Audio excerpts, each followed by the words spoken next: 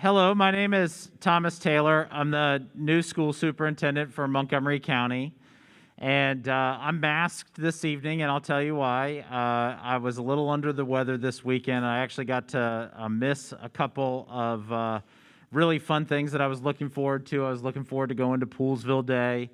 I was looking forward to the Burtonsville parade, and I was looking forward to a fundraising event for our Minority Scholars Program, and I missed all of that, which was a real bummer. But I had an opportunity to recover a little bit yesterday, and I'm feeling much, much better today, and another 12 to 15 hours or so, and I think I'm off the mask. So I just want to thank you for your patience and thank you for your understanding this evening. If you can't hear me or something like that, just say so, and I'll try to be a little bit clearer. If you need some assistance with ASL, we have Steve. And Steve is actually a teacher at Montgomery Blair High School, and he is an ASL teacher at Montgomery Blair High School, so he's providing support today. And if you want to have some direct support from Steve, you just come on up to the front. I do want to say a few hellos and a few thank yous to a few folks for hosting us this evening. In hindsight, we probably should have checked the NFL schedule before hosting this event. That being said, we will try to stay on time. This is really more about you and the things that you have to say and less about me and the things that I have to say. But hopefully this is an opportunity for us to get to know one another a little bit better and for me to hear a lot about some of your priorities and what you expect from your school system. I'm delighted to be joined tonight by a handful of folks that I want to call out, and two of them are talking right now to each other. That's right, Councilmember Mink, I'm saying hi. And a Vice President of our Board of Education is Lynn Harris, and hiding in the back is our student member of the Board of Education, Praneel Suvarna. So let's give him a round of applause. Thanks for coming. If you are tied at all to the Blair community, you know that you have a new principal and acting principal this year. So, Mr. Yates, I want to say thank you very much for hosting us this evening. And as a former BCC student or BCC grad, and if you know anything about the history between Blair and BCC, it is actually one of the oldest rivalries in Montgomery County. And so it's a little difficult for me to be here, but I will tell you that I do have a Blair connection. The quarterback on my high school football team is one of the coaches at Blair. So I have to root for the Blazers, whether I want to or not. But I'm thrilled, and it's just such a joy to be here, and such a joy to get reacquainted with Montgomery County. As a Montgomery County guy, I can tell you that I spent a large part of my childhood trying to grow up and grow out of Montgomery County and go explore the world. And as an adult, I've been spending my entire adulthood trying to get back because it's such a great place. And so I'm delighted to be back, and I'm delighted to be with you this evening. I do want to tell you a little bit about what we hope to accomplish today. And if you have a phone, now's a good time to grab it and take it out, because I'm going to ask a couple of favors. If you're having trouble accessing your cellular network or the internet or something along those lines, and you would like to connect to the internet, you can do the MCPS guest, and it is a quick log on, because what I'd really love is to get some information from you so that I'm hearing your voice loud and clear. And there will be a couple of QR codes this evening for you to access some information. This one is to collect information, not your name or anything along those lines, but just some demographic information as an informal sign-in to let us know who came out tonight. I do have a little bit of information to share with you, but really the purpose of this evening is to hear from you. I've got a couple of prompts and a couple of questions, and then mics. And so if we do this right, it's hearing what you have to say.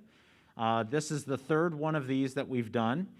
And I will say you can take great comfort in knowing that up until this evening, and we'll find out what folks have to say this evening, there's been some pretty consistent themes, and there's comfort in knowing that there's some consistent themes. And of course, it's good for me because it points me in the direction of the things that we should be focused on and the things that we should be working on. So I'm going to move on ahead and say on our website at mcps-md.org, you can find an entry plan. It's the document that you have right there. If you don't want to QR code this, you have a print copy literally in your hands right now. And if you want a print copy, Chris Cram will get you one over there. I'm not really a big fan of a bunch of documents, especially MCPS doesn't exactly have the best track record of putting out documents and then following them to a T. But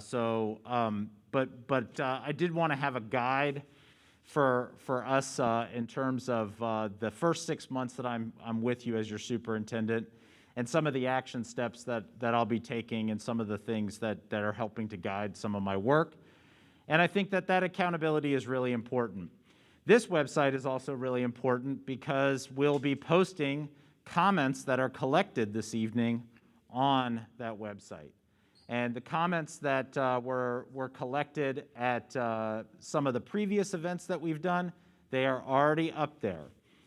And you may have noticed that there's also a video camera, which I'm not super comfortable with, but it's there nonetheless, and I think it's a good thing because it's great for accountability, and that's something that's very important to me. The videos in both English and in Spanish are also posted on that website from the first 2 engagement events.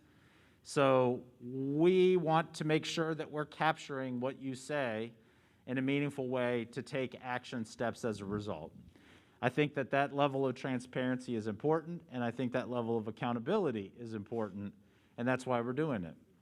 So to that end, I'm not going to read this whole document to you, but I did want to point out one thing, and that's what I'm about, because as you have a new school system superintendent, it's important to know what are some of the grounding things that are driving that person's work, and what do they think about students, what do they think about education, what do they think about where we can go as a community. I will tell you that I believe in MCPS. I think that it's a great school system that has had a couple of rough years and hasn't really recovered very well from the pandemic. There's a lot of room for improvement, but the bones are good. And I think that we can do a lot when we're working together, not just for the school system, but really for the county as a whole. And the school system is really a mechanism in which to make our county a better place to live, work, and learn. So to that end, there's really just a couple that I want to point out that are really important to me. The top one is probably the most important to me. I think it is absolutely critical that in an organization that is run by adults, that the center of our work be focused on our main constituency, and our main constituency is young people. And it is really, really easy for us to make decisions that are very adult-centric. And so we have to challenge ourselves a little bit to make decisions that are focused on the young people that we serve. And is Eric from Silver Chips still here? Silver Chips is the newspaper. What's up, Eric? Hey, so Eric did an interview of me before this, and he was hard-charging student journalist. This is Eric, by the way. Silver Chips is the newspaper at Blair. Okay. And the theme of Eric's interview was, how might we hear the student voice a little bit more clearly? And so I hope that one of the hallmarks of my time in MCPS is elevating that student voice to a more important level so that they're really at the center of the decision-making that we make. Another thing that is particularly important to me is community, and that sense of community. And in particular, I really view community as an extension of the family, and that this is really our family extended. One of the best parts about giving up dinner time to spend it with the folks that are in this room is that you are now in a room with 50, 60 or so folks who all have the same interests that you are. So I'm just going to tell you that this is a huge waste if you don't meet someone new tonight and introduce yourself to someone new who is a new friend, a new neighbor, because you are in a room with people who share your interests. And that's a pretty beautiful thing. And Montgomery County is pretty great about that. So I hope that you take this opportunity not just to talk about the school system and things that you're concerned about or frustrated about, or even things that you like, but also take this opportunity to introduce yourself to somebody in the room that doesn't look familiar and get to know them, because they're concerned about the same things that you're concerned about, because that's why they're here tonight. And so the last one that I'll point out, because all of these things are pretty critical to me, actually I'll point out two more, is that we lift up voices in our community, particularly the ones that have been historically marginalized. I gotta tell you, MCPS is great at a lot of things. We really are. One of the things that we happen to be good at, and it's not a good thing, is that we haven't always heard voices from all corners of our community in a really fantastic way. As a matter of fact, we've messed that up pretty substantially in the past. So we need to make an extra effort to hear from lots of different corners of our community and to lift up voices that historically haven't been lifted up and hear what they have to say and incorporate that into some of our decision making. I think leadership is essential, and the culture that leadership sets is usually what carries the day. To that end, I hope to have a culture that is supportive, something that is inclusive, something that helps to keep our students motivated and pointed in the right direction. So with that, I've got a couple of questions. I've got a couple of microphones here. Now, I got to tell you, there is nothing to stop you from saying anything that you want to say at any point. We're going to cut everybody off at around 10 minutes till 8 o'clock to keep us on time, and then we're going to go kind of like lightning round so that everybody has a chance to say something if they want to. But really what I'd like you to reflect on, and what I'd love to hear from you, is what is working well in the district and what needs attention in terms of operations. So a good example might be, I love how my bus is on time all the time. It's okay, I knew that wasn't true, but on the off chance that it was, that would be a great comment to make. Or maybe I love that there's this one menu item in the cafeteria that my kid can't stop talking about. I don't know. But the idea is to share things that are working well and not working well operationally. I'll give you one that gives me a lot of heartburn, and it's actually ironic that Councilmember Mink and Vice President Harris are in the back of the room, because they toured a lot of Eastern schools and Silver Spring area schools with me the first week of school. We went to like a dozen together. We went to a ton of places, and one of the consistent things that was really, really troubling is, one, the facility condition, but two, overall, the quality of the HVAC system and how hot it was in a lot of our schools. Very frustrating. So that would be something that would make the list, right? On the academics front, you can choose what you want to answer, what you don't want to answer. What should be done differently to improve academic results? What should be done differently to improve academic results? Whew, those are some big ones. So to that end, I want to thank you for giving up a big part of your evening to spend it together with your friends and neighbors and with me. And I've got a microphone here, and I got a microphone there. And I would really invite you to just pop up and share a few thoughts, share a few words, and kind of let me know what's going on. And if you have answers to some of these questions, I'd love to hear it. And we'll talk kind of along the way. Sammy, you want to lead us off? I will go. Here, let me see if this guy's on. Yeah, it's on. You want to give it a go? Okay. This is Sammy, everybody. Hey, my name is Samuel Center, and I am a 8th grade student, which is currently not enrolled in any school. Things that are good about the county. There are some good things. Actually, I can't really think of any. There are many bad things. I really cannot think of any good things I've seen. Sammy, it's tough. You're tough on us. I like it. The thing. I have So basically, in special ed, I'm in special ed. I'm in the bridge program at Herbert Hoover. I was at the bridge program which is a thing for like special ed. And they basically said that the work, it was easier. My parents would be able to take me out at any time. They would give my parents the rubric. They haven't given us the teaching rubric or the curriculum, and to prove that the work was actually the same. And in my opinion, the work was very dumbed down. One math assignment was basically like, there are 10 turkeys shaded in. There are like 7 turkeys, 3 of them are shaded in. How many of them are not shaded in? That was one assignment. And when I was doing this was in 7th grade. I felt like I was being dumbed down. So either the curriculum for 7th grade is either really dumbed down or I was right. And about the thing, my parents could take me out at any time. We had an argument with the school. My parents took me out, and they basically said I wouldn't be able to have any rights under the IDEA Act, which I qualify for, or my 404 rights. 504.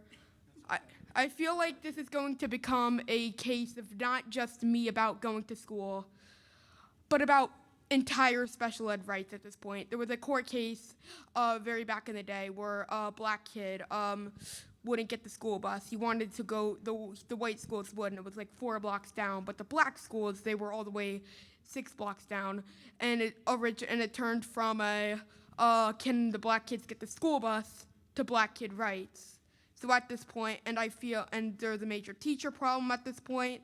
Special ed teachers are going to normal classes. Over 50% of them have left at this point, which I think is a major problem.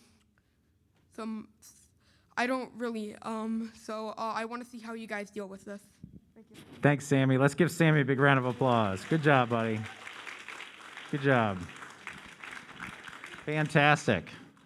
You go up next? Yeah. That's my son. Yeah. Can everyone hear me okay? All right. You're okay with my, okay. And thank you for signing for me. That's my son, yay. All right, hello everyone. Hello. My name is Michelle Wendell. And while I do come to you tonight as a parent, obviously, of an MCPS student supposedly in middle school in the special education program, I'm also a former educator, academic advisor, and an educational administrator. So I have a background in over a decade of education. Why is that important, besides being a parent? Because before I go into my story and my son's story, you need to understand I really respect the educational system. I really think highly of our teachers and our staff and the support staff and the administrators and everyone in the system. We can't work well if everyone's not working together. And if I had to say one good thing, because we got to get one good thing out of the way, right? I think of the teachers I've met, almost all of them have been top-notch. I have been very impressed with their interaction with the students and their engagement techniques. And as a former teacher myself, that really matters to me. But unfortunately, I have to stand up here and tell you about something not good. And I really don't want to, but that's my purpose today. I'm here tonight because MCPS is failing my son and my family. And as he noted, if they're failing us, they're probably failing other special needs or special education students out there in MCPS. And it's because we don't matter. All these principles that were up here earlier about empathy and listening and being student-centered, they're wonderful. But I'm gonna have to tell you my story, just the highlights, I promise. Not too long-winded, for you to understand that almost every single principle on that slide didn't make it into our story.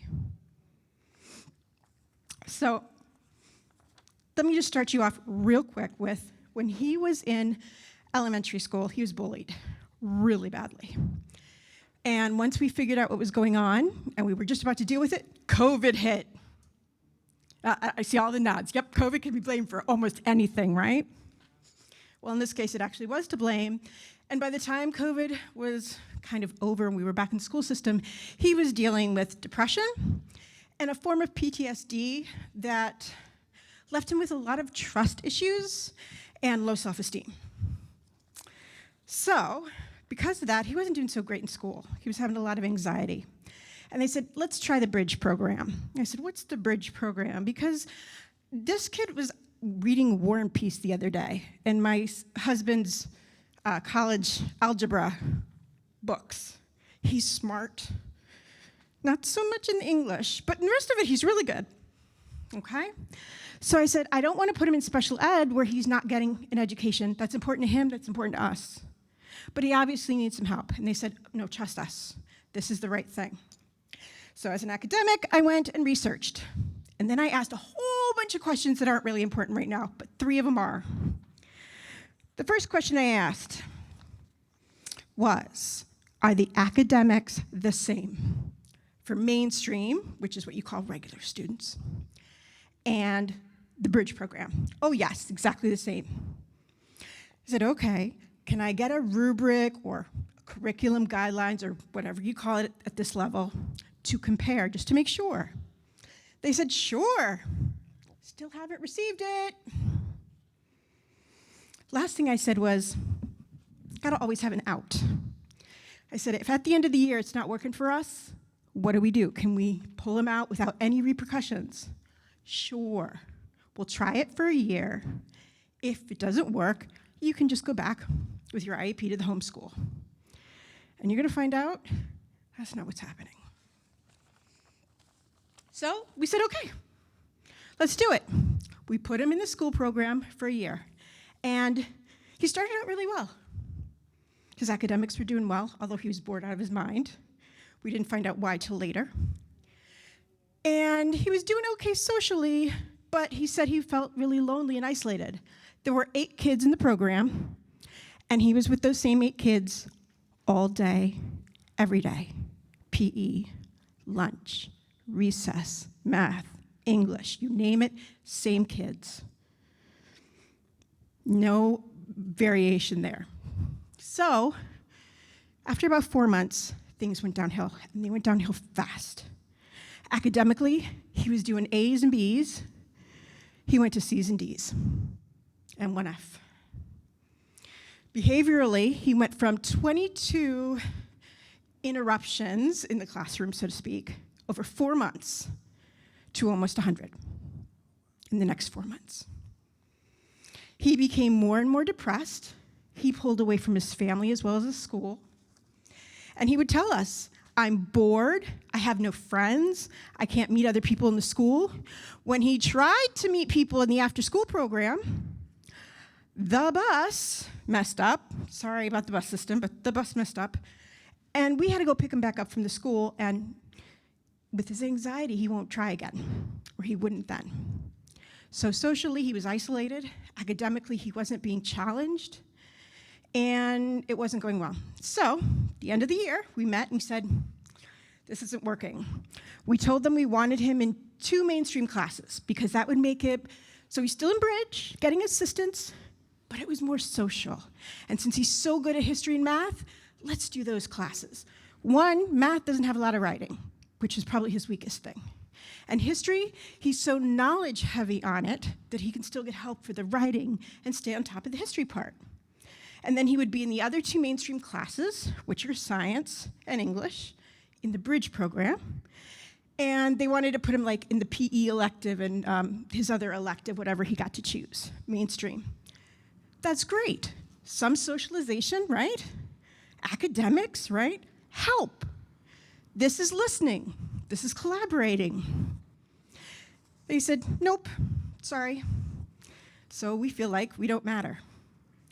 We actually brought in testimony from a psychiatrist and a psychologist that said, look, he's being isolated, he's being stymied, there's not enough medication to deal with this. It's not a medication issue, right? His academics, he has no control over. We recommend 2 mainstream classes in the Bridge program. Wow, we have experts. Sorry, our teachers don't agree. Your opinion doesn't matter. Sammy himself, you can see he tries to be very articulate, very proud of him, came to that meeting, told them, look, I'm drowning here. I have no friends. I am lonely. I am having trouble socially because there's 8 kids in the class. We don't all get along, and there's no one else. And I'm bored to tears. History and math are my favorite subjects. Please, I want these mainstream classes. Academics are important to me.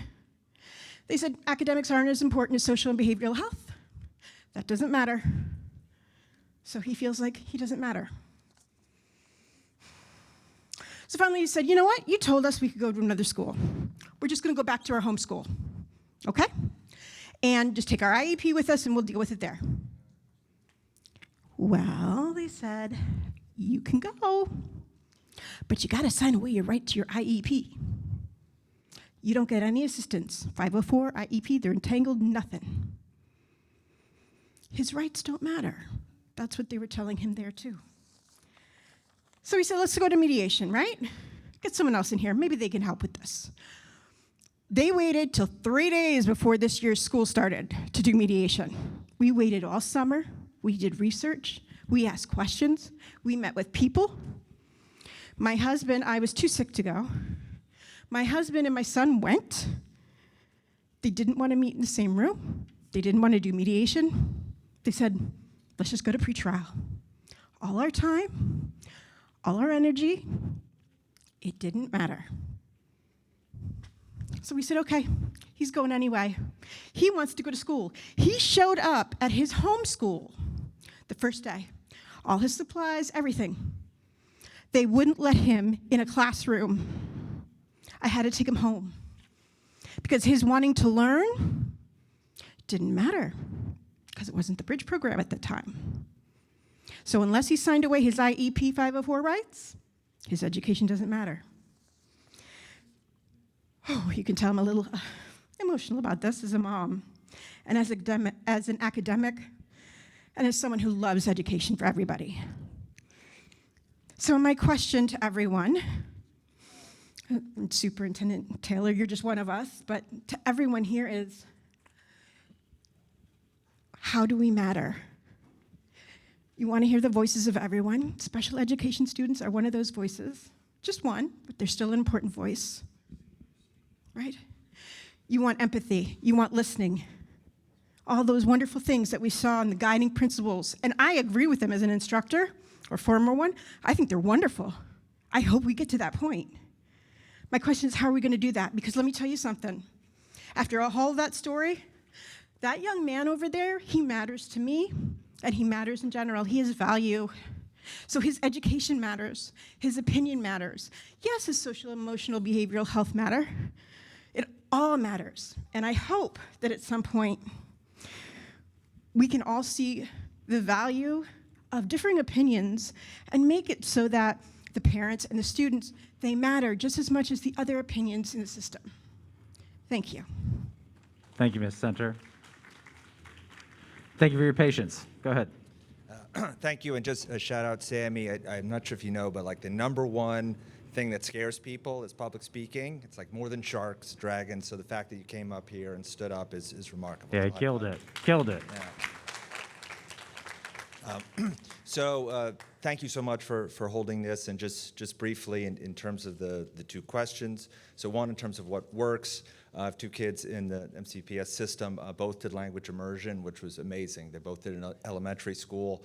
All the data shows that's when to do it. That's why almost every other country does it, and just so appreciated that the county offers that. I hope they expand it in a multicultural place like Montgomery County, but it was a wonderful program.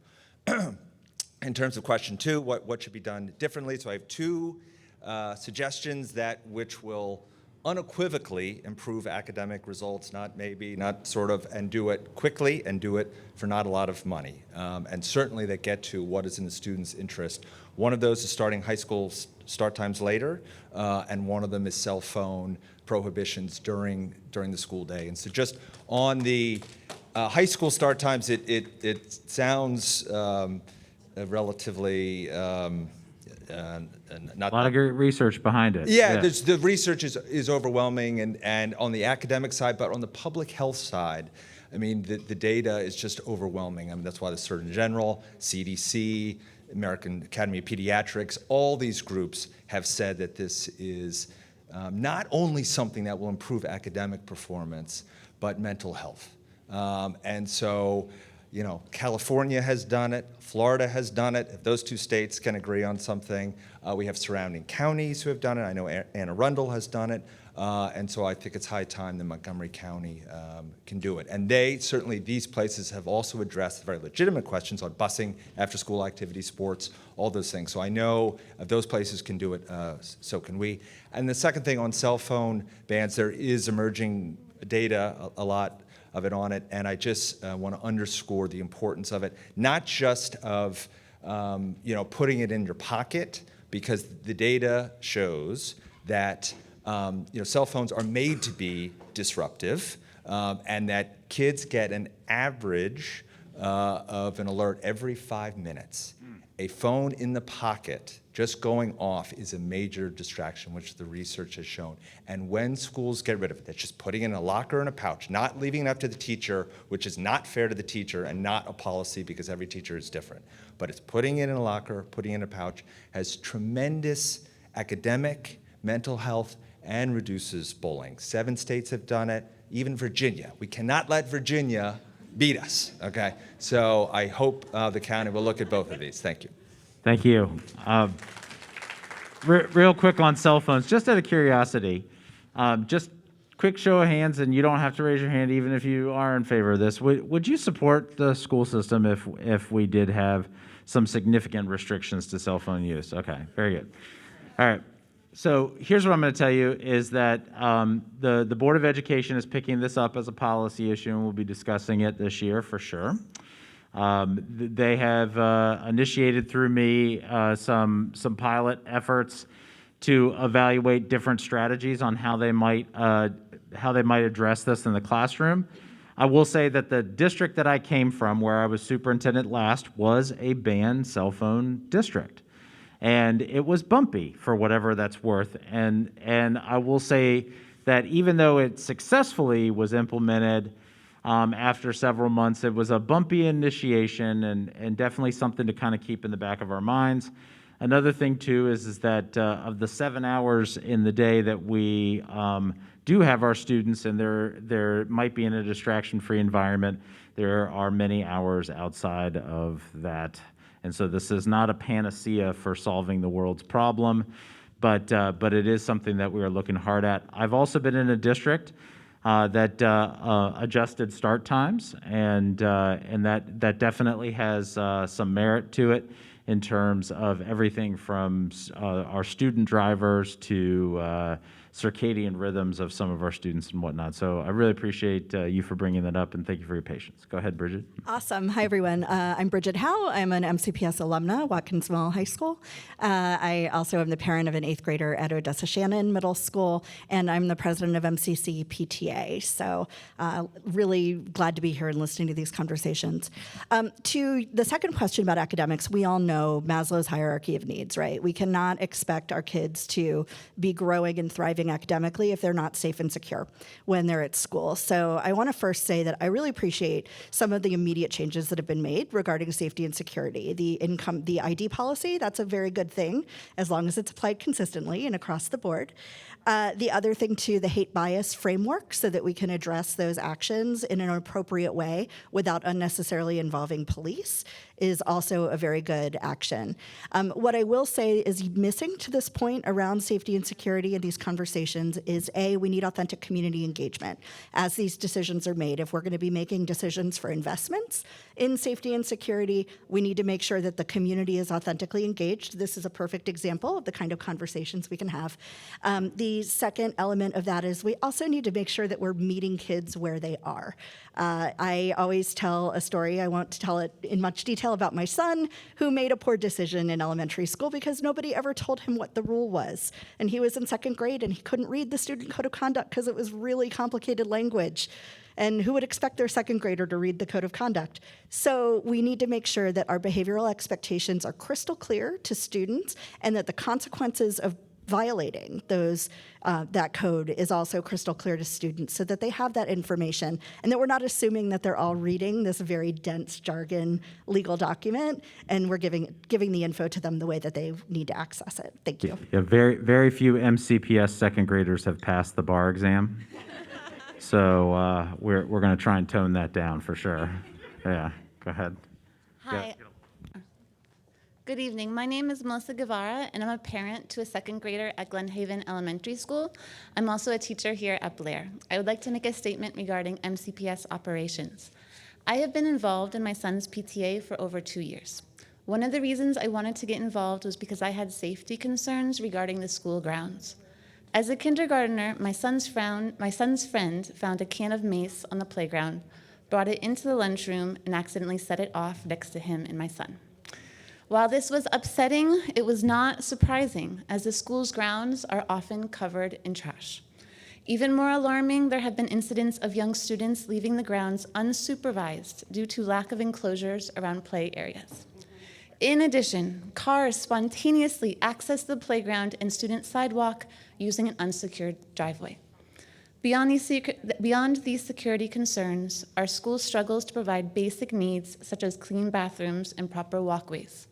For example, there's no sidewalk for families to enter the back of the school where our walker pickup is. Every day, I see grandparents and mothers with strollers struggle over tree roots up an often muddy, overgrown, inclined path that leads to uneven grass. This is unacceptable for what is categorized as a walking school.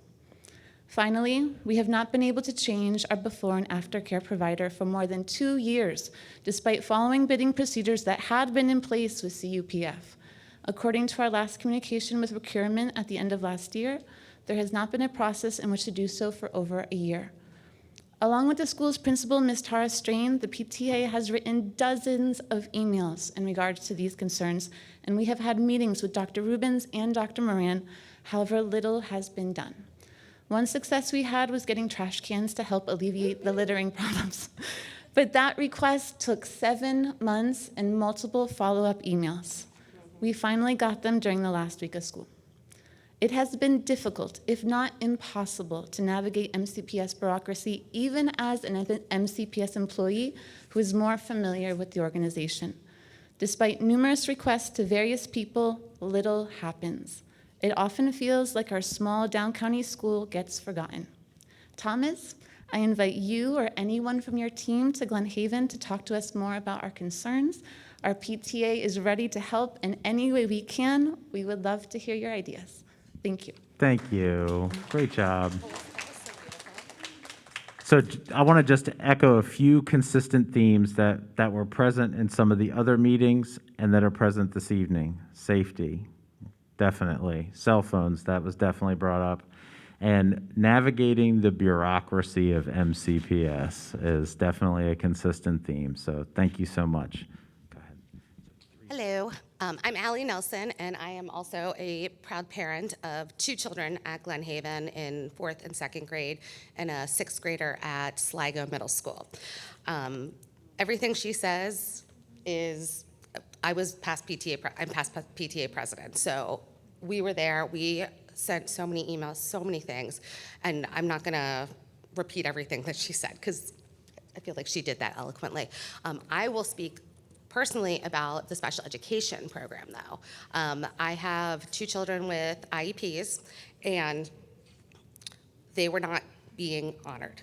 And the only way that I was able to get any attention from MCPS, I emailed everybody. I emailed even the acting superintendent, and her response was, "Have you spoken to the principal?"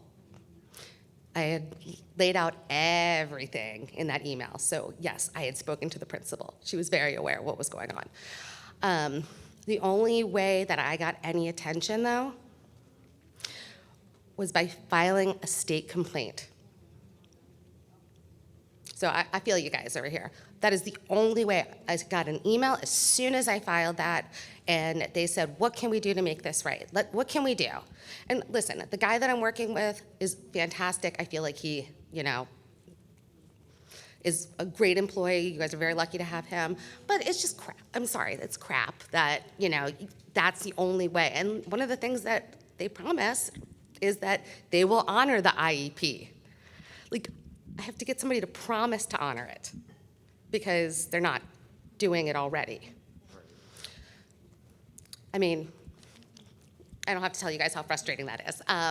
Especially being a parent, like last year, I feel like I didn't even get a chance to take care of my own kids because I was so busy dealing with all of the stuff that was going on at our school, which was also so frustrating. The other thing that I really have a challenge with is the bullying issues. There's no transparency.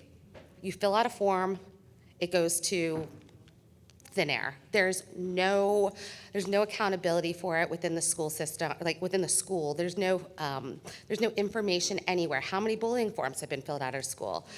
How many of them are with the same kids? How many of them are being dealt with? And what's going on? And I get that there's privacy issues, and I get that there's staff is out and not always able to take care of the situation in the time that they're given, but that's their job, right? I filed 4 bullying reports last year within 2 weeks, and I heard nothing. So obviously transparency is an issue. Actual data is an issue, getting the correct data, and knowing what there is. I was on one of the MCC PTA calls. I'm going to be done because I'm going to try and finish up quick. And they were asking, we were talking about the special education program and how there is all of these different things, different options, but nobody knows about them. Did you know there's a 2E program? It's 2E. Did you ask me what 2E is? Yeah. I mean, it's twice exceptional. Yeah, so it's the kids who are highly gifted and then also learning disabled. Right. I mean, there's things out there like that nobody knows about, nobody tells you about. So take that as you will, and thank you so much, and we're so glad that we are having this forum to be able to have a conversation with you, so. We'll do it again. Thank you. Yeah. All right. Dr. Taylor, thank you so much for your time. My name is John Soapy. I am an MCPS employee, currently teaching middle school math at North Bethesda Middle School, and I also have twin 10th graders here at Montgomery Blair. You've heard a lot about what hasn't been going well, and I'm going to talk a little bit about that in a moment, but I wanted to start with something that I really, really appreciate here at Blair. So one of my daughters has a 504 plan, has severe anxiety, ADHD, and most likely we're having her tested that she may be on the autism spectrum. She is taking 2 APs here at Blair, and this morning was so overwhelmed with her AP government test, she was in tears even before the beginning of class. Her teacher immediately texted her mother and I, and my wife called me and said, "Do you know who this number is?" I said, "I don't." I called. She said who she was. She said, "I'm sorry to interrupt you," and she immediately said, "Can Anna get text?" I said, "Yes." She said, "Please text Anna right away. Let her know that everything's going to be okay." That teacher probably had an email exchange of 4 or 5 different emails in the span of 2 hours with my wife and I. And that has been common of the support that my daughter has gotten here. And so while there's a lot that you've heard that's not working, I want to emphasize that there are pockets of things that are working. Very quickly, cell phone plan, I will say at North Bethesda, the policy is that 6th graders, and they're working its way up to 7th and 8th graders, but definitely 6th graders. Actually, no phones out from 8 to 3. And candidly, as a teacher, I can tell you it makes a huge difference. And to be perfectly candid, Dr. Smith in North Bethesda holds that same expectation for us as adults. So, it's not like I'm sitting there checking emails. Of course, emergencies come up, things like that. But it's not like I have my phone out doing different things. So if you're gonna have that cell phone plan, make it accountable to adults as well. That's one thing I would add.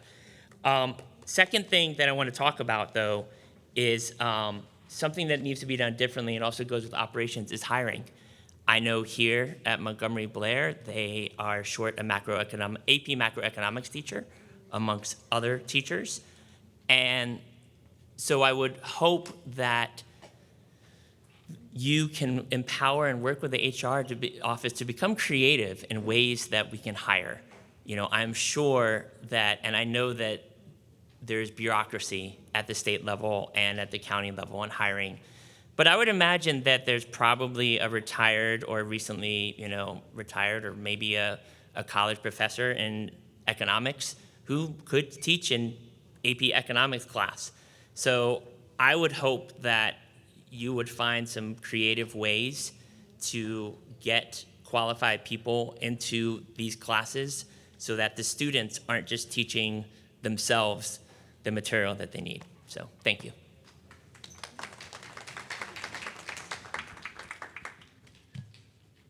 Hello, Liz Ryan. I have 3 kids. So first grade at Glen Haven, 6th grade at Tacoma Park Middle in the STEM Magnet, and 11th grade here at Blair in the STEM Magnet.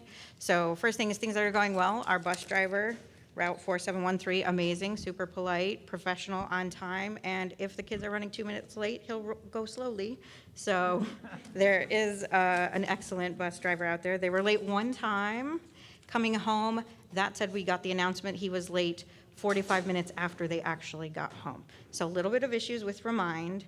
That said, other things MCPS does well, the STEM magnets, like my oldest daughter has been now in 3 different magnets, so that enriched programming was great when it was at the elementary school level. I want to shout out another administrator, Jane Ennis, who's a principal at an elementary school. She is particularly talented in bringing in diversity and equity initiatives and bringing up grade levels and community bonding at the same time. I've been trying to tell her to come shadow being principal here at Blair. So if you could do that, she is extremely talented. When she was the principal at Glen Haven, we did not have violence issues. There was no recidivism. If something happened under PBIS, it did not occur again. And she was actually so good at this, she ran a principal intern program. She could run the school without a permanent assistant principal. That's how talented she is. That said, post-COVID, huge violence, especially against the LGBTQ community, has occurred at Glen Haven. Lots of PTSD you're going to need to deal with, because a lot of people are saying there's a lot of trauma when the kids see these things happen. It's the audience who's very scarred by it. In my case, it was my actual child, who now goes to Tacoma Park, which has the cell phone ban and enforcement, so that means cell phone locked at the end of the day, no contact. It does mean that in these many weeks, they've made 2 friends, because you can only exchange information to say hi, share what you're interested in, ask for homework, if you can exchange information. But the cell phone ban at lunch is kind of isolating. That said, my junior here at Blair has the other cell phone away all day policy, which is not during instruction. And I want to call out Quince Orchard, who for the first time sent out clear communication to the community to say, if you pull out your cell phone during instruction, 1, 2, 3, 4 are the consequences. So for those inappropriately using it during instruction or who are just too distracted or getting alerts, there's clear consequence and you clean it up. For my junior here, she's able to text and say, hey, can I go to so-and-so's after school? There was actually a special needs student that she walked home with and gave free 2.5 hours of algebra tutoring. So without cell phones in their pockets, you can't have that happen. Additionally, when there were 4 bomb threats here at Blair last year, when the kids were dismissed and outside in the cold, because they had their cell phones in their pockets, they were able to be reunified quickly with their parents. So I think it's a balance. I think you're right to pilot it and get actual data before you do policies, so that you can look at the social impact and what is like healthy use and when you need to intervene, because there's even impulse control issues and maybe those students have it taken away. So there's a balanced approach. Echoing the issues with the fence, we got a lot of runaround from securities and facility. I did note a number of issues in the budget that was submitted in order to close the MVA. You actually would be in a deficit of $10 million because it costs so much more to teach students in person. Additionally, Now that many are going to other alternatives, like homeschool or other locations, you're about to lose $10 million in state funding because they're no longer MCPS students. Neither of those were included in the budget that was used to vote to close the MVA. When I reported 14 issues with that budget to the IG, the COO left 2 days later, and I've cited information. Yes, exactly. So maybe I was right with those 14 points on issues with his budget. I included issues with facilities and the excuses we were given for no fencing, and he was gone 1 month later. So there might be something in my 14 points that gets rid of administrators. Last point, you still have bad actors. The guy that caused the last one to leave was not the only one. We had issues with an administrator who did not report sexual assault at the elementary school properly, blamed the victim, has been transferred to another school, is still paid. So tip of the iceberg, and I'm so sorry, thanks for taking this challenge on, but you have cleanup to do with the administration. Teachers, pretty wonderful, pretty great, need some building up. Yeah, but your administrative staff, sorry, you have a big challenge. That was the same, my 4 complaints was the same administrator. Just putting it out there. Thanks, I guess. Yeah, I'm gonna have this gentleman go and then go for it. And we're gonna move to the lightning round here pretty quick, so. Hello, my name is Armando Grundy Gomez, and I want to talk about, I haven't heard this talked about, so I'm always going to talk about something different. And I want to talk about how we talk about the least of us, and how you treat the least of us is important because it says a lot about what we talk about. And even when we talk about whether it's rhetoric and we talk about how we care about things, we could put people in demographics, but a group of folks that are not talked about are people that look like me, and I want to talk about Black children who seem to always be the last to be talked about or the least forgotten of, and we're also a very underutilized group. And all children are important, but I come from an area, and I heard one gentleman talk about the state of Florida. I'm an educator from the state of Florida. There's a lot of things I would talk about, but bragging about the state of Florida, I would not do. And I think you should be encouraged to know that you're not teaching your children that slavery was a benefit to you. And not all cell phones in the state of Florida are actually banned, just so you know. The other thing that's important to know is that what's working well in this district, the fact that we have a new leader that is wanting to engage the community in such a meaningful and effective way is extremely important. It says a lot about how we want to move forward. So to encourage our new leader, Dr. Taylor, to continue to have meaningful and effective communication, because communication is indeed key. The other thing about what we could do that's not working so well, when we have literacy rates and achievement gaps that are with children that look like me that are not being talked about, as well as for those that are disabled in our communities that have 504s and IEPs, when I know that children that look like me that have constant trauma, whether they're getting their next meal from or they're having to struggle because a teacher cannot relate to them, I know what it's like to have a second grade teacher tell my parent, my mother was in the school, and told my mother that I would amount to nothing but a drug dealer or a criminal. I'm going to tell you the man that stands before you today is going to get his master's degree and headed toward those things. So Black children can indeed learn. And so what I want to also encourage us is to talk about, not to make it just all inclusive, no, because we need to have data-driven things that matter when it comes to education and data-driven tools to address them. So what I would encourage us to do is to make sure that we're looking at data, especially when it comes to curriculum and teaching, and not just segregating students. And I want to let this young man know that there's nothing not normal about you. There's no such thing as normal, young man, okay? And then lastly, because I want to say what we could do to improve, data is important, but also how we all come together. It is about all of us, because he cannot do this alone as our leader. It is incumbent upon all of us, and we do need a virtual component, and we can't rely on just our state delegates. So when we had a virtual academy for those that are the least of us or that don't have access, Virtual Academy creates access. It creates opportunity, and we need opportunity for all children. Thank you, Dr. Taylor. Thank you. Great job. Yes, sir. Yes, so I guess I'll adjust here. So like several of the people here, I am a Montgomery County product. I too am a graduate of MCPS and Watkins Mill. Hey, Bridget, go Wolverines. I'm a parent. My son is a senior at John F. Kennedy High School, where I am the PTA president, and my daughter goes to Odessa Shannon Middle School. So I am deeply invested in this community. Because of all of my involvement, I've experienced MCPS from different lenses, but I have not been as discouraged as when I have shown up to advocate for Black students and parents and families as my work as a leader of the Black Coalition for Excellence in Education. So Dr. Taylor, I want to say your top priority needs to be transforming the organizational culture in MCPS. You came into a burning building that was set on fire when a culture of complacency and corruption spilled out into the news with the Beetleman scandal, and the layers of leadership failure, cover-ups, and outright moral bankruptcy within MCPS were laid bare. But that is not the end.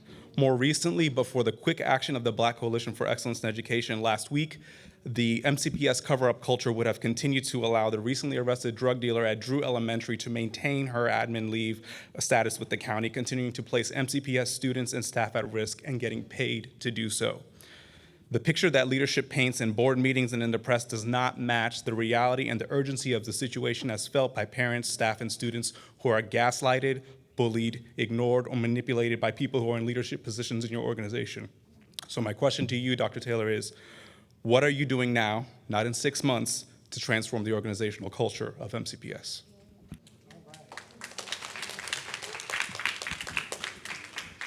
Yeah, thanks for saying that, and I got to tell you that there are some real significant challenges in terms of our culture and trying to address things. I think transparency is particularly important, and I hope that I got one promise. The one promise I'm going to give you is that we will not always get it right. I promise you that we will not always get it right. We will make mistakes. What's that? Okay. Well, and I appreciate that. And with 25,000 employees, there will be mistakes every day in some way, shape, or form. That being said, I will say that we are committed to getting better. And I hope you have seen a change in our communications already in some small mechanism and some small effort. I will say something that was echoed to me that was really important for some folks early on is that when there's a data file that is out there on the web from MCPS, that it not be in a PDF, that it be in some kind of mechanism like an Excel spreadsheet so that people could sort it and they could do their own data analysis. Yes, done. We did that with our most recent literacy report. You'll see that in our upcoming mathematics report. You'll see that in perpetuity moving forward because I could not agree more. Something that I also hope to bring is just like this event, like the video of tonight's event will be on that webpage. The comments that are being collected tonight will be on that webpage. You'll see responses from me on that webpage, because I think it's important that you know where I stand on a particular issue and what I'm about, and also what action steps we're taking. That being said, I don't know everything. I'm certainly going to give it my best effort and to give you everything that I've got as best I can and follow clear action steps that I'm going to communicate in advance. But we will make mistakes. I'll give you one example of recent that I'm not really excited about. We had an incident that happened at one of our high schools where there was a noose that was hanging from a fence right outside one of our high schools. Awful, awful. Version 1.0 of the communication for that was not awesome because it fully did not take into consideration the impact to the community regardless of what the intent of the perpetrator was. Didn't even take into consideration. Version 2.0 was much more reflective of the type of communication that I hope to bring to the county. So thank you for recognizing that, but I will say that that in a learning organization or any organization like a school, we have to be committed to shining a flashlight on the things that we're not satisfied with and working together to make them better. So if I'm going to be the best at anything, it's the best at getting better. So a constant state of continuous improvement. Okay. So we are closing in on 8 o'clock before you go, ma'am. So we're going to move into lightning round. So if you could do me the courtesy and everybody else the courtesy of keeping your remarks very brief.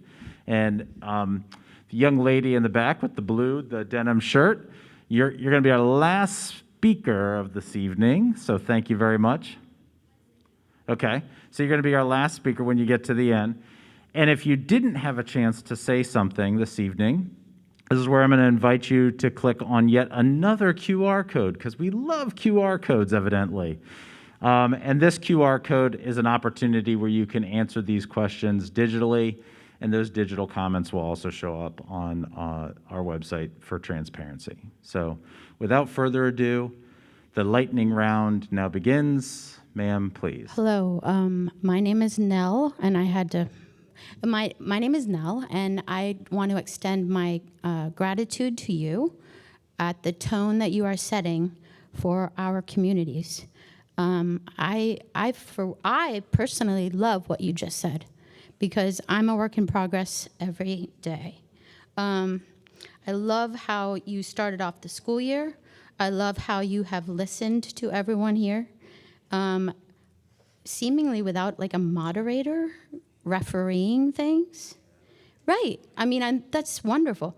I love your emphasis on safety. I love what you've done with the badges. I do think that this can be unpopular. The cell phones can be a tool. So maybe as we get older, as the students get older, they can have more input on how and when using this is appropriate in school. And the aftercare provider issue was a big issue when my daughter was in elementary school, and I was not able to resolve that. But I want to thank you, truly thank you.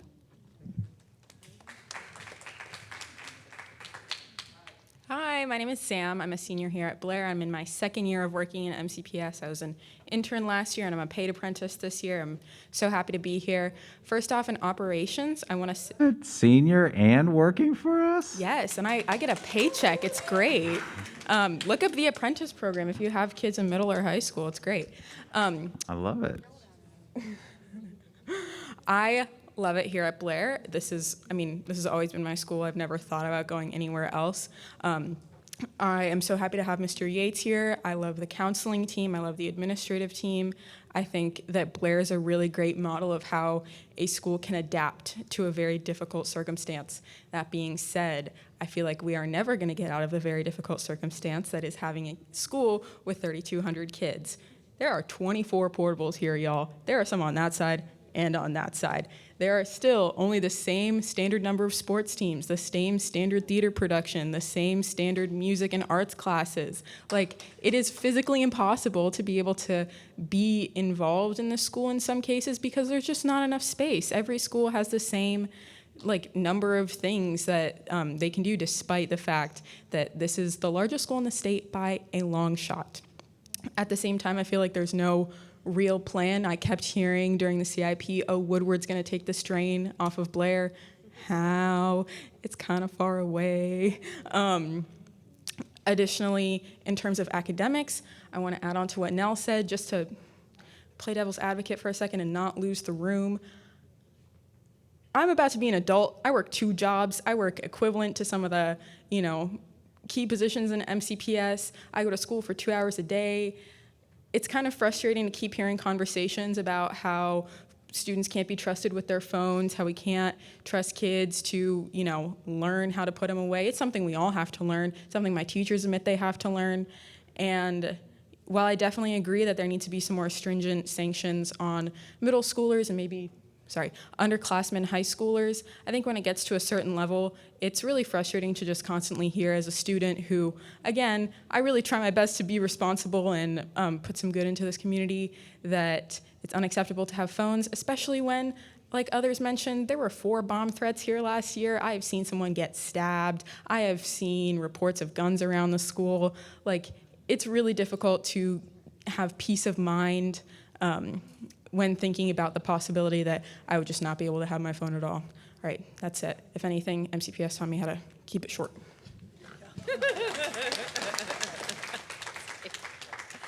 Hi, my name is Raja. My daughter is in 1st grade right now, and her kindergarten year is pretty awful. Sadly, because of this bullying thing that people are talking about.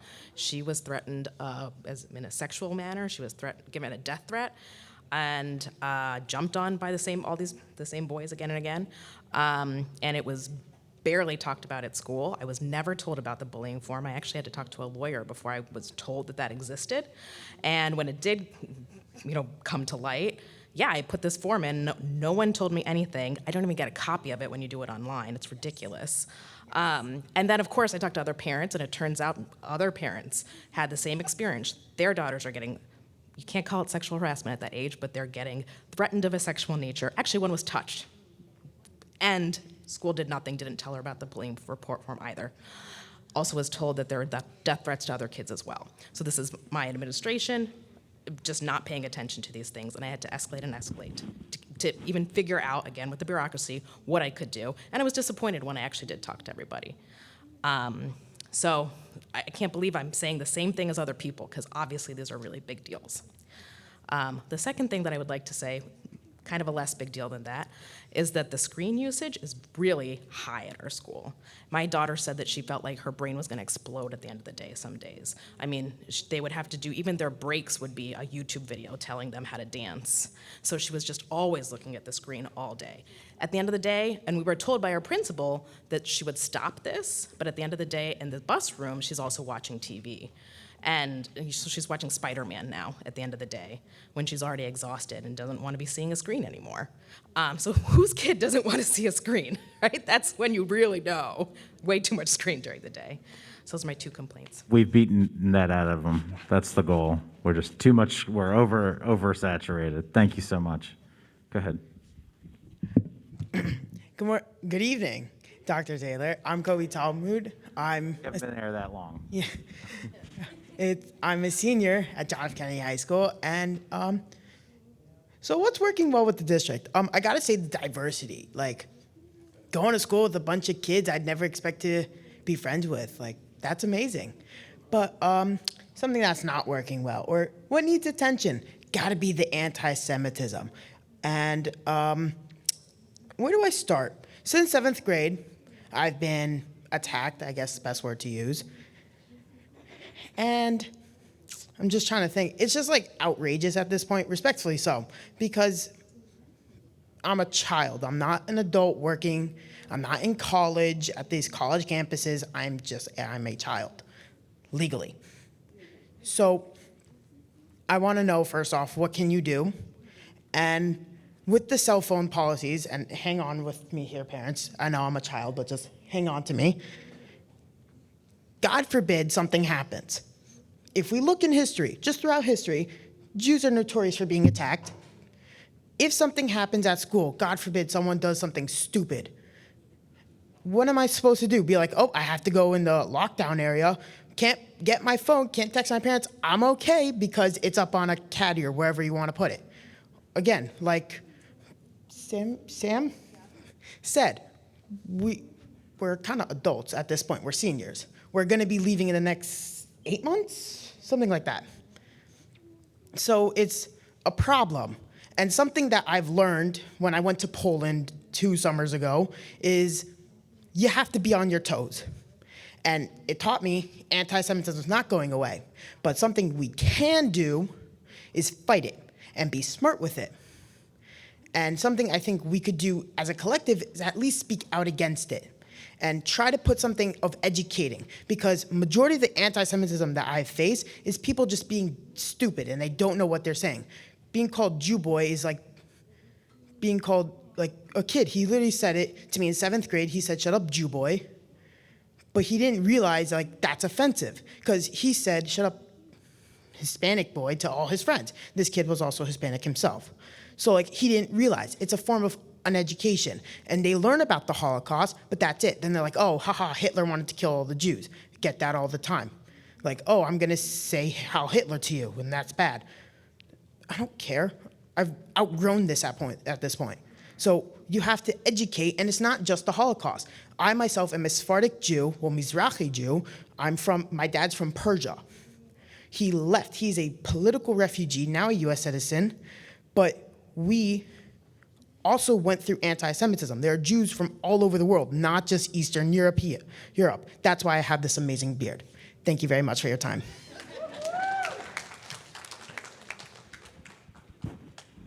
Good evening. My name is Sandra Landis. I am, my baby graduated, but you didn't get rid of me. And I am the Montgomery County chapter leader for an organization called Start School Later, and the Bell Time Subcommittee chair of the MCC-PTA. So we had another parent here eloquently talk about a lot of what you know about bell times, but I wanted to add a few things that tie up a lot of the other conversations that you've heard. We've heard about the phones and the cell use and the big tech, and I'm sure you know that Montgomery County joined the litigation against big tech. But what you may not know is that litigation mentions sleep 47 times in there. So if I was big tech coming back to you, I would say, it's not my cell phone that's causing the problem, it's your too early bell times, because the melatonin for these teens does not kick in until 11 p.m. And a lot of parents don't realize the problems that they're gonna face because their kids don't get confronted with it till they're already in high school, and then people are graduating. That's why so many generations of kids graduated and you still have me doing this. But what I did want to mention is it's also tied statistically, and studies have done tying it to the bullying, and to basically every problem that you're being confronted with today as an isolated mosaic piece on this tapestry can really be resolved if you go to the root cause. So I urge you to consider doing that, and I have two specific asks for you tonight. One, the Center for Effective School Operations did a report. I have been asking in public forums for a copy of that report since it came out in January. It finally was released in a scathing report in WJLA a couple weeks ago, and then the report came out in the news. But I would really like for you to put it on your website. It's a public piece of information, and I was invited to a working group through your people to deal with some of these transportation issues, but I'm not comfortable releasing a report that you commissioned and that's out in the public anyway. So I would appreciate, one, if you could release it. The second thing is, just last week, a new report came out of Baltimore. It's the ABLE group, and they have come up with a list of recommendations for inner city school children, and even though we're not an inner city district, we have some demographics that are very similar. One of their recommendations is to delay bell times and to have the Maryland legislature implement that. So I would like to ask you, I know you can't attend, Start School Later is hosting a national conference for superintendents all over the country and their chapter leaders. And I know you personally can't attend, but I would really like if Montgomery County had a presence there. I think this is an issue that isn't going away as long as you have any of these problems. And all these leaders, the authors of the ABLE report, the CISO people that did the transportation study are going to be there. Another company that's done transportation solutions around the country to facilitate later bell times will be there. And then instead of hearing from me, you can have the people that you're going to task with working on this internally who can speak to you in a different way than I can. Build relationships with the experts in the field. So two things: send somebody to the conference and post the study that's already out in the news on the MCPS website. Thank you. Thanks.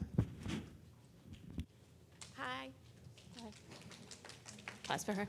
Hi, my name is Alexis, and this is Nikki. We represent the current and former PTA leadership at Forest Knolls Elementary. And while I'm speaking, if anyone who's from Forest Knolls can raise their hand, you can see that there's a huge contingent of us here in the room tonight. We wanted to, thank you for being willing to be here and to listen to us for all of our concerns. We want to talk about the culture of transparency. We're at a school where for the last 2 years, our climate survey data is lower than the school where Beidelman was teaching. And we have no recourse to speak to anybody about the leadership at our school and how to make it better. We are not seeing a huge amount of support for new teachers. We're not seeing a huge amount of support for current teachers. And in fact, for the last 2 years have had a drain. A substantive turnover, a concerning turnover. And when we inquire about it, we don't get, again, any sort of answer that gives any transparency. When there's a lack of transparency, people have to dictate their own narrative. That's what we end up doing. We end up being families of how many, 300, 400 kids, trying to figure out what's going on because we can't get the answers that we seek. I don't know that we should have to run every concern up the chain over and over and over again. I'm extremely resourceful. I will not give up, but I can't teach everybody how to do that. There should be a clear path of escalation for each and every parent to follow when they don't get what they need within their school building, and I don't see that happening. I think it should be your priority to figure out why we have this culture of closed-offedness, lack of accountability, and lack of transparency where parents don't know what's happening. That should be your number one priority, because when you fix that, the ripple effects will be immense. On the same note, we'd also like to have clear and transparent standards and what you guys use to identify students for ELC and ELA for our 4th and 5th graders, because we are not getting that, or we haven't gotten that. In fact, we've had a kid who, we're also in a school where our ELC compacted, our compacted math 4th graders are being forced to be online. We have 12 kids who are in a class of 31 students with a virtual teacher. We didn't know that was going to happen until the first day of school this year. And that's a problem. It's a problem about transparency, it's a problem about lack of communication, and it's a problem about letting parents make the right, appropriate educational decisions for their children. It's also not equitable. Excellent point. Thank you.